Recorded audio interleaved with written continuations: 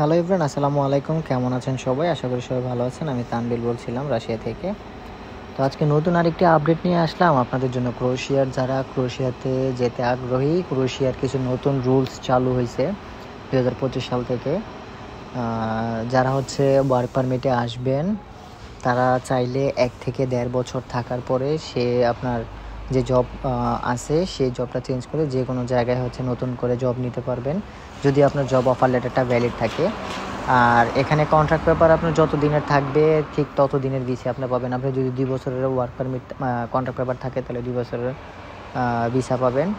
আর হচ্ছে ট্যাক্সের যে বিষয়টা, ট্যাক্স 180 ইউরো থেকে কমাইয়া সেটা হচ্ছে আপনার।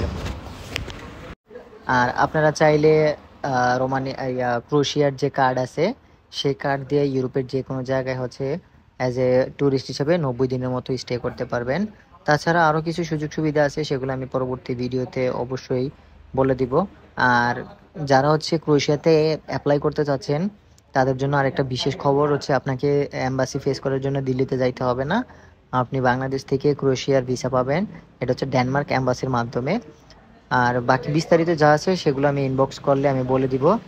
আর যারা অ্যাপ্লাই করতে চাচ্ছেন খুব শীঘ্র আমার সাথে যোগাযোগ করবেন, উইদাউট এনি টাইম ওয়েস্টিং আমার সাথে যোগাযোগ করবেন। আমি আপনাদেরকে সমস্ত প্রসেস বলে দিব এবং অ্যাপ্লাই এর জন্য যা যা লাগে সব কিছু আপনাকে আমি স্টেপ বাই স্টেপ বুঝিয়ে বলে দিব।